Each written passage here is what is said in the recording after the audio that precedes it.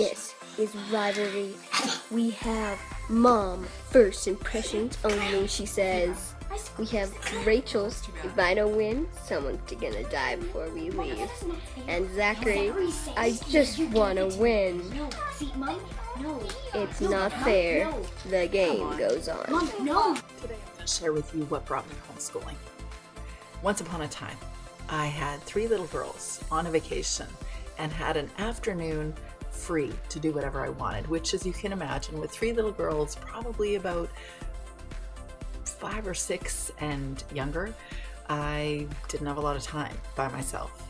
But this one vacation week, this one particular day, I was told, why don't you just go do whatever you want for a couple of hours and don't think about anything with the kids. So I went downtown in this tiny mountain resort town, went to a bookshop, as I would always do, and I picked up a book on a lark. It was this book, The Homeschooling Option, How to Decide When It's Right for Your Family by Lisa Rivero. And I thought, sure, I'll grab this book so that I can get my arguments against homeschooling, because it seemed like everybody else was doing it around me for such a long time, and they've been talking about it more, and I've been listening to it more since my oldest was going into kindergarten soon. Then I thought, I'm going to get my arguments against it.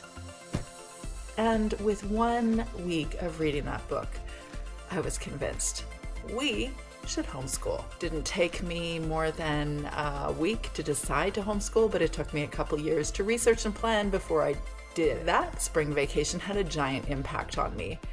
My first thought, though, was really homeschooling. I don't think it's an option for my family because I don't wear jean jumpers and I want my kids to be socialized. And yes, I really thought that. I've learned that my kids are socialized, but I still don't like jean jumpers. And it turns out it's not a prerequisite. But you know, I didn't see myself as someone looking for a mission to step out of the mainstream, to go off the beaten path, to do things that are different than the crowd, to be different. I saw myself as a mainstream kind of gal. Our kids didn't have behavioral troubles at school, just a little bit of sassiness and argumentativeness at home, normal kind of stuff. No one complaining about bullying. Everybody seemed to be flying under the radar, doing fairly well. And by everyone, I mean 2 of the kids. So when I bought that book to arm myself with arguments against homeschooling, my goal was to be confident that I could get on with my life. But then as I read that book, something happened. Was it the first chapter or the second when I began to identify with the author's arguments? She asked, does public education inspire a desire for learning?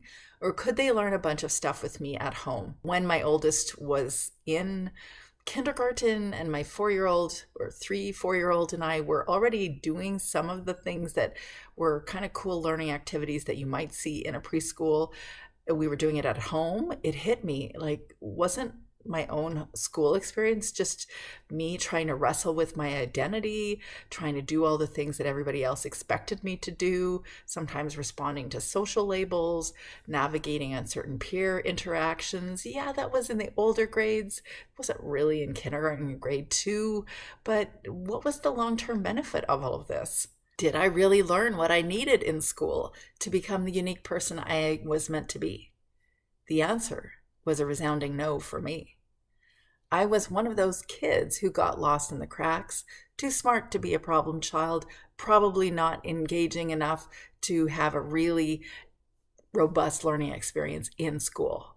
Even the kids who could check off the boxes and do all the traditional learning activities the way they were expected, they did those things, but they learned stuff when they were at home. The stuff they really cared about, they often did deep dives when they were at home on their own. And when they did learn things in school, it's because they wanted to, not because they were expected to. I had to admit that some arguments in the book made a whole lot of sense. I was looking for them to not make sense. But even if homeschooling was amazing, I thought, could I really live with my kids all the time?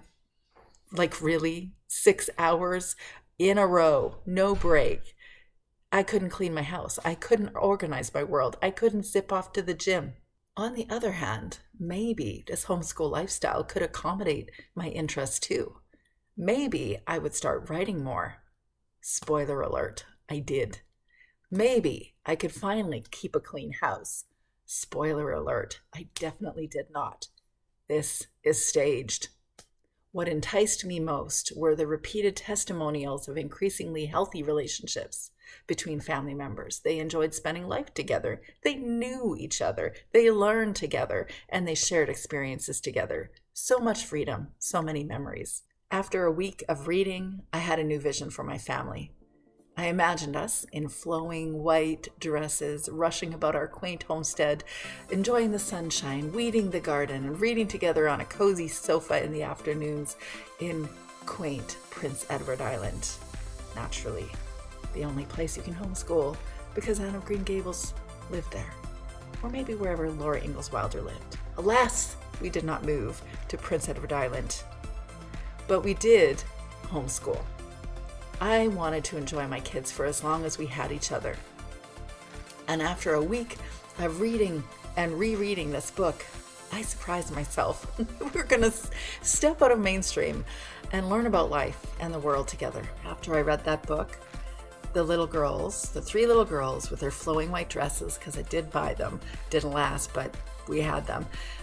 And we added a sprightly little boy to our family. We decided to homeschool. And more than a decade and a half later, homeschooling was undoubtedly the right choice. But let's be real. Utopia is not a synonym for homeschooling. The girls have outgrown their penchant for frilly dresses. Some days we spent more time learning how to relate to each other than about the world. Now I've graduated 3 kids. Only one's at home anymore. And I wonder, where has the time gone? Homeschooling has been a journey of learning and growing together, and I wouldn't trade it for anything. In fact, I wish it could continue. That's my story of homeschooling. I'd love to hear about yours. Would you put it down below? Thank you so much for joining me today and listening to my story. Whether you're just beginning your homeschool journey or you've been doing this for years, I hope that my journey has offered you some inspiration, maybe a little reassurance. Remember that your family's journey is specific, it's unique, and the most important thing is finding what works best for you and your kids. If you'd like to hear more from me on a regular basis, just like this video, subscribe to the channel, and I'll see you next week.